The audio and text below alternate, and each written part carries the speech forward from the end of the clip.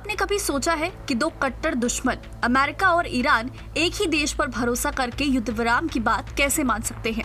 और वो देश है पाकिस्तान। ये सिर्फ एक खबर नहीं है, ये एक बड़ा जियोपॉलिटिकल ट्विस्ट है जिसने पूरी दुनिया को चौंका दिया है। हाल ही में मिडिल ईस्ट में तनाव अपने चरम पर था। हालात इतने बिगड़ चुके थे कि डोनाल्ड ट्रंप ने तक कह दिया था कि पूरी सिविलाइजेशन खत्म हो सकती है। लेकिन अचानक एक सीज फायर का ऐलान होता है और इस ऐलान के पीछे नाम आता है पाकिस्तान के प्रधानमंत्री शहबाज शरीफ और सेना प्रमुख असीम मुनीर का। ईरान के विदेश मंत्री सैयद अब्बास अरागची खुद उन्हें डियर ब्रदर्स कहकर धन्यवाद देते हैं और अमेरिका भी इस रोल को ओपनली एक्नॉलेज करता है। तो सवाल है, आखिर पाकिस्तान पर भरोसा क्यों? सबसे पहला रीजन, ट्रस्ट फैक्टर। ईरान के लिए पाकिस्तान उसका पड़ोसी है, दोनों के डिप्लोमेटिक रिलेशंस अच्छे हैं। पाकिस्तान के इजराइल से कोई ऑफिशियल संबंध नहीं है और अमेरिका के लिए यूएस पाकिस्तान रिलेशंस हाल में बेहतर हुए हैं। डोनाल्ड ट्रंप का डायरेक्ट कनेक्ट और स्ट्रॉन्ग मिलिट्री डिप्लोमेटिक लिंक्स, नतीजा पाकिस्तान बन गया एक न्यूट्रल ब्रिज। अब इस पूरी कहानी को समझने के लिए कुछ हिस्टोरिकल कॉन्टेक्स्ट जानना बहुत जरूरी है। सबसे पहले बात करते हैं यूएस ईरान दुश्मनी की जड़। 1979 की ईरानियन रेवोल्यूशन के बाद अमेरिका और ईरान के रिश्ते पूरी तरह खराब हो गए। यूएस एम्बेसी हॉस्टेज क्राइसिस ने ट्रस्ट पूरी तरह खत्म कर दिया।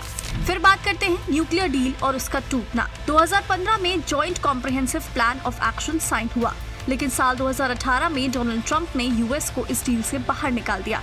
इसके बाद टेंशंस और भी बढ़ गए। फिर आता है middle east proxy conflicts, Iran versus US allies, Syria, Iraq, Yemen में इनडायरेक्ट वॉर्स। ट्रस्ट पूरी तरह खत्म हो गया। उसके बाद पाकिस्तान का मीडिएशन हिस्ट्री। पाकिस्तान पहले भी यूएस तालिबान टॉक्स में मीडिएटर रह चुका है। साल 2020 का दोहा एग्रीमेंट इसका बड़ा एग्जाम्पल है। इससे उसकी क्रेडिबिलिटी बनी हुई है। अब बात करते हैं गल्फ बैलेंसिंग एक्ट की। पाकिस्तान के सऊदी अरेबिया और ईरान दोनों से अच्छे रिलेशंस हैं। यही बैलेंसिंग उसे यूनिक बनाती है।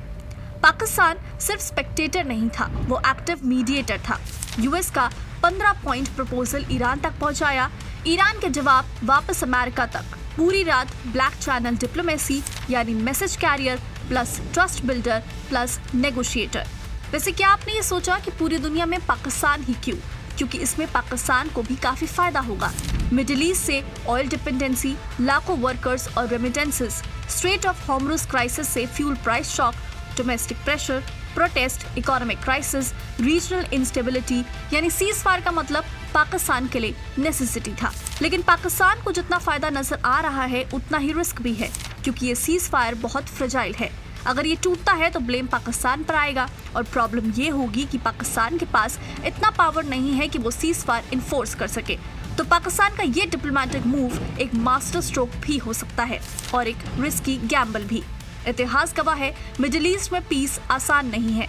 अब सवाल ये है कि क्या इस बार पाकिस्तान हिस्ट्री बदल पाएगा या फिर ये भी एक फेल्ड पीस अटेम्प्ट बन जाएगा?